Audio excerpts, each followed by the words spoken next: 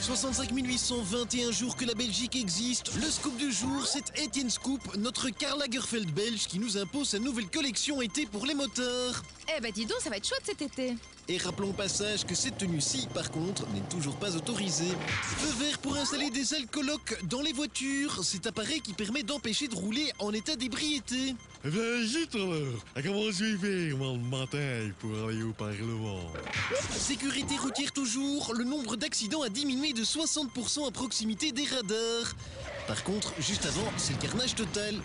Il est 20h05, vous êtes dans TV Belgique, bonsoir. Et nous sommes aujourd'hui le 15 novembre, comme le savent si bien tous les Belges, c'est donc la fête du roi. Nous recevons donc pour l'occasion son Altesse Albert II. Ouais, je sais pourquoi, Code Mérode. C'est la fête de la dynastie, je pensais que ça vous ferait plaisir de vous inviter. C'est ça, ouais. Ouais, je vais surtout rater le catch sur AB3 à cause de vous. Le catch ? Bon, c'est le seul truc qui me détend un peu en ce moment. Nom de Dieu! Dites, mais je peux vous demander pourquoi vous portez un casque ? Paraît que ça répète à Bastonien. Ils sont revenus. Qui ça ? Les boches entières, qui d'autre? Réfléchis à François. Ah non, si, rassurez-vous, au contraire, vous allez plutôt aimer. On est en plein catch féminin, là. En effet, et c'est le cas de le dire, il y a de la sérieuse baston à bastogne entre Joël Milquet et Loreton Cunnings dans cette affaire d'asile. Je vais te faire la prise de la corde à linge. Quelle corde à linge? Mais de quoi tu parles, toi? Moi, j'ai jamais vu de corde à linge, jamais vu de linge, je suis une femme libérée, moi, putain! Tu vas voir, je vais te faire un aveuglement! Aveuglement! Aveuglement? Est-ce que j'ai une gueule d'aveuglement, moi? Ce que je ne comprends pas, c'est que tes chiffres chômage, t'es pas encore aveuglé, toi. Oh! Tombstone! Sale rousse! J'aurai ta peau! Tu ne m'impressionnes pas. Y a pas à dire, elle reste dans le rythme. Ces deux-là, je me suis toujours demandé si c'était pas des extraterrestres. Surtout la Milquet, là. Il y a des jours, elle me fait penser au monstre de Roswell. Avec ses grands yeux et ses plaques de maquillage autour. Quant à l'autre, à chaque fois qu'elle vient au palais, les enfants sont traumatisés pour 2 semaines. Maintenant, des Miquette, il en a marre, hein, les Yves. Elles vont me faire tomber mon gouvernement si ça continue comme ça. Mais il est déjà par terre, votre gouvernement. Comment ça? Vous êtes en affaires courantes. Rappelez-vous, Alexander De Croo, élection, ça vous dit rien? Oh non, un torchon. Il avait complètement oublié les Yves. Oh la boulette. Remarquez, on vous comprend un peu. Mais dites, c'est quand même encore bien dans la Belgique que je suis premier, hein? Oui. Non, parce qu'avec tous ces intérims, à la fin, moi, je sais plus, hein. L'Europe, la Belgique, Marseille. Mais dites, qu'est-ce que je dois faire, moi, si mon non-gouvernement tombe? Ouais, c'est là en effet encore un beau casse-tête belge. Est-ce qu'un gouvernement qui est déjà par terre peut retomber? Vous voulez que j'appelle des experts pour étudier la question? Ça serait bien gentil de votre part, je suis sûr que ça ferait avancer le schmilblick. De rien. Heureusement qu'on l'a, le Yves, hein? Oh, non de Dieu! Remarquez, il y a de l'espoir, hein? Regardez en Irak. Après 8 mois de négociations, ils ont enfin un gouvernement. Oui, mais j'espère pour vous que le parallèle avec l'Irak s'arrête là. Comment ça? Que Monsieur De Wever n'ait pas les mêmes plans pour vous que George Bush avec Saddam Hussein. Hein? Bien, puisqu'on parle de Monsieur De Wever, retrouvons-le justement pour notre cours quotidien de dramaturgie. La leçon de dramaturgie avec Bart le comédien. Après avoir appris à jouer le peur, aujourd'hui, nous allons apprendre à jouer la silence. Allons-y.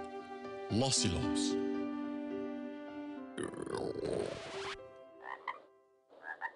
Pardon, c'est mon estomac. Je recommence. La silence.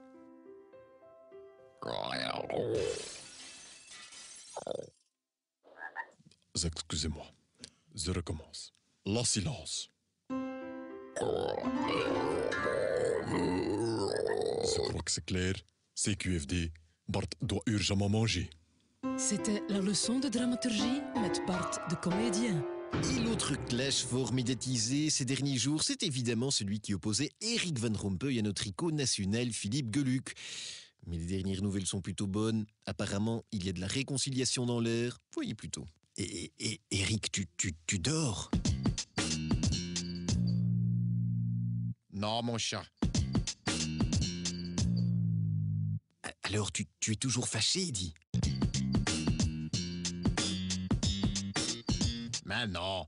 En fait, j'ai trouvé ton idée très drôle. Tu parles de mon idée celle de couper la mer du Nord en deux pour la partager entre les Wallons et les Flamands. Non, que tu dises que le flamand, ça ne sert à rien. Ah si, j'ai dit que le flamand, c'est très utile. Le flamand, ça sert à faire chier le Wallon. Oui, c'est ça. Oh, mort de rire.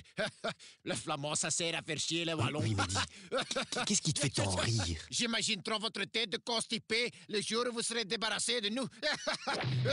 Ah non, Eric, ça non. Ça, je vais le dire à ma mère. Et voilà, mesdames et messieurs, c'est tout pour aujourd'hui. Merci, Majesté, de nous avoir honorés de votre présence. Oui, c'est bon. Après, j'ai un dé où je vais encore rater le dernier round aussi. Allez, d'accord. Bye bye. À demain, si Bastogne le veut bien. Je peux y aller maintenant? C'est fini?